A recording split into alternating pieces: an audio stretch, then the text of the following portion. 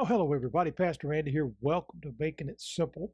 It's good to be with you today. I hope you've had a great week. Hard to believe here we are almost at the end of another one. It's Thursday. It's a beautiful day here. The sun is shining and it's just a great day to be alive. It really is. I know there's a lot of stuff that's going on around us and a lot of heartache and a lot of this and a lot of that. But the fact that you woke up this morning, you took in your first breath, is a absolute physical, visible, literal sign there's still a reason for you to be here. Never lose hope in that. We talked yesterday, we left off with an example. We were kind of moving toward what are some examples? And of course, we can look to biblical characters and those that have been written about that we can see as those who have done it.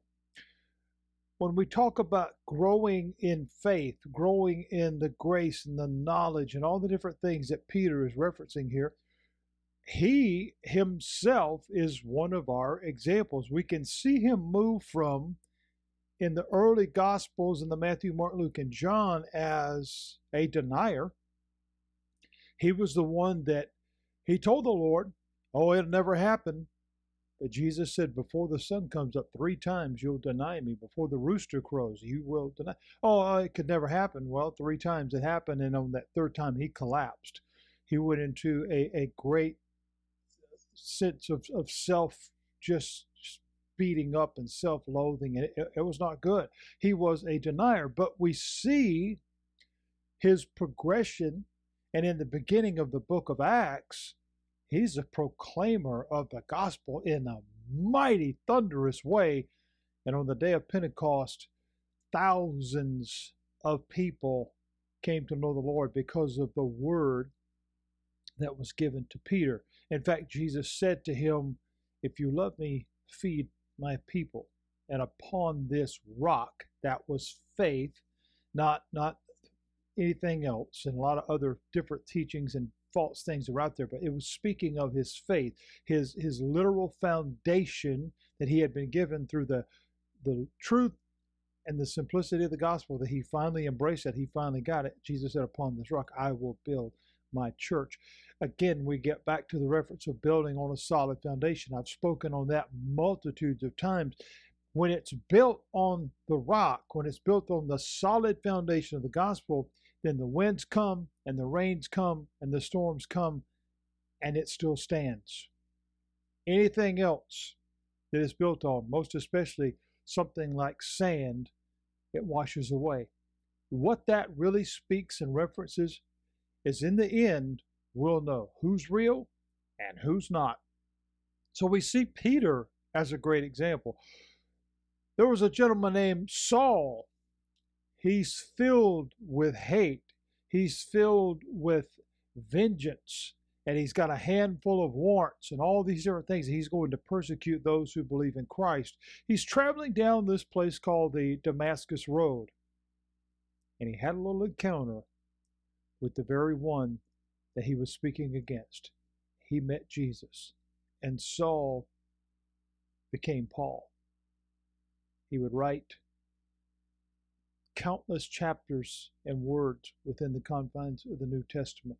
He would share the gospel everywhere that he went with anyone, kings, queens, homeless people. It didn't matter. Paul had a deep conviction, and daily he grew in grace. He grew in knowledge, and he shared that repeatedly. We could go on and on with biblical characters. We could go on and on with biblical references. And while important and certainly gives us the substance of what we can talk about, here's where, like the old saying goes, the rubber meets the road. What about that one looking at you in the mirror? That's right. What about you? Guy or gal looking in the mirror this morning, the one looking back. What do we see there? Is there evidence of change? And I speak not of physical. I've spoken about that. We see that as time goes by. We all change. That's just part of life. But that's not what I'm talking about. Is there evidence from the moment, regardless of when it was, from the moment that you surrendered your heart to Christ? In other words, the moment that you said yes to Jesus, the moment that you said, I will accept what you've done for me as full payment, as been taken care of. I accept that. I believe that. No matter where you were, it may have been at the altar of a church. It may have been at an arena with Billy Graham. It may have been driving down the road. It may have been in the shower. It could have been on a walk, on a bicycle ride. It really doesn't matter where it was. There doesn't have to be a specific area. I was at a men's dinner when I came to that revelation, when I came to that knowledge, and back in 1998. To me, that doesn't seem that long ago, but it has been over 20 years. But regardless, when we accepted his invitation, it wasn't ours, he invited us. And we said yes, we accepted. Has there been a change? Because there has to be. It can't just be words. To grow, here's our word, growth. We're studying growth. To grow in grace and in knowledge gives us the platform that says, okay, there must be an evidence of that growth. If you plant a seed in the ground and 6 weeks goes by and you don't see a sprout, or you don't see something has happened, then it's not growing. Something's wrong. If a baby is born today and 6 months from now it's not moving and crying and trying to crawl and doing all, turning over and all the different things that it's supposed to be doing, something's wrong. So we notice those things, but we don't seem to put that much emphasis or that much concern over our spiritual life. Many flippantly say the prayer. Many say, well, I believe in God. Or I'm a member at First Baptist or Second Lutheran or so-and-so Pentecostal. But friends, being identified with something, in other words, being present with something, does not say that a change has taken place.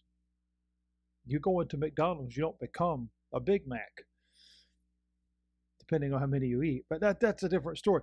1 Thessalonians chapter 3 and verse 12 says, and the Lord make you to increase, that's grow, and abound, that's keep growing, in love toward one another and toward all people, even as we do toward you. Paul was saying in that statement, here's evidence. Here's how you know you're growing. Here's a good sign. Is there an increase in love in your life? Now, please understand me. That word has been redefined 1,000 times to mean so many different things and to be attached to so many different things. And those of you that follow my teaching know that I'm a word guy. But the word love is actually an action word. It is not merely the warm and fuzzies of emotions. Because people, I love them, I don't love them. I love you, I don't love you anymore. I used to love whatever, I don't love it anymore. We've tied it to just the mere emotions, which change like the wind. But that's not what love is. God so loved the world that he gave. See, love is not just the mere emotion. Love is an action. Love is not the fleeting emotional feelings that we have towards something or someone. Love is an action. Paul says here, if there's an increase in your love toward one another, it will show. In other words, it'll be evident that you are growing in that.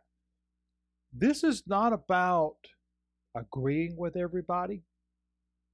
This is not about agreeing with everything that we see. I'll be the first to tell you there's a lot going on in this world today that I don't agree with. In fact, I see it as harmful. It's not beneficial to anybody. Some of the wickedness and some of the evil things going on in this world.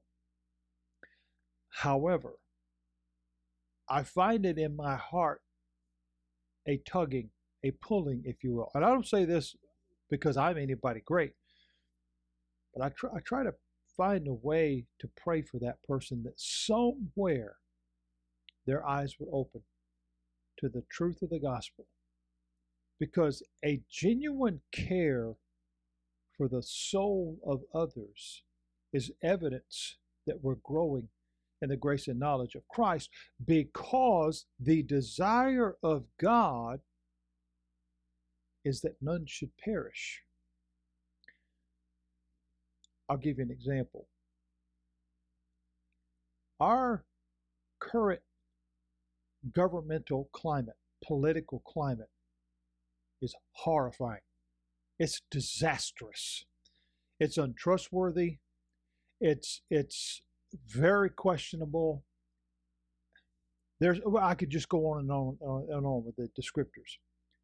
However, be mindful of this.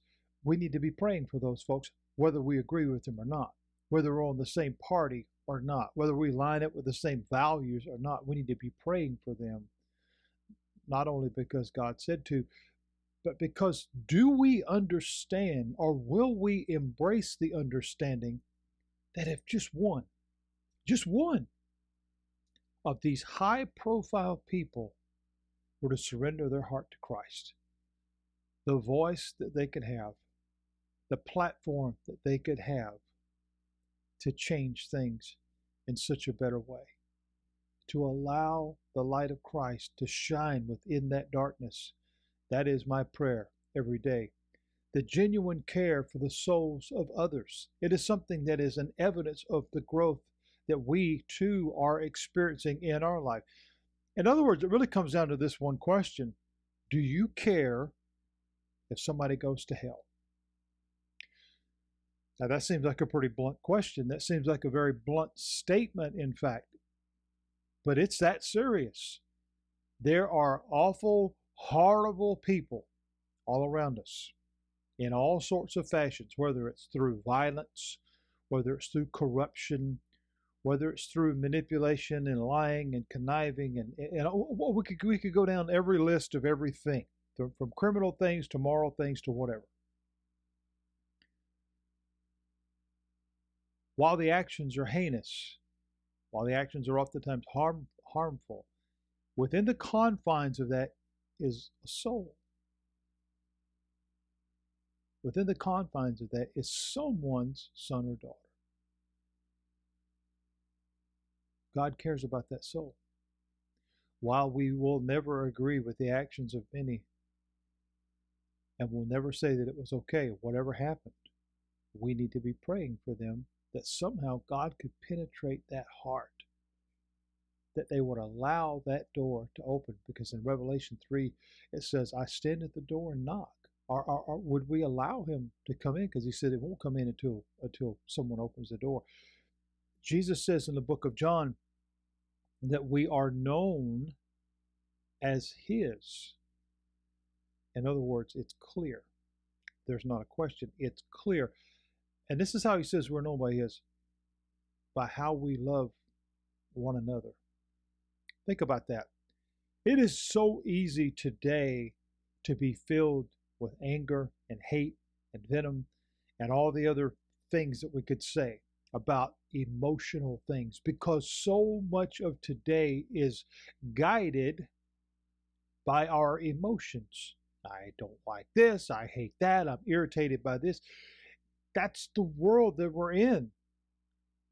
But who's guiding that ship? The great annoyer himself, the father of all lies, because the more that you stay in that state, the less you do with anything else. the more you stay put. You can't get anywhere behind a parked car.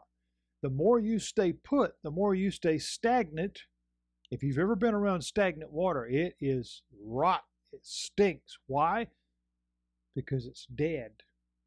It's growing nothing. It's accomplishing nothing.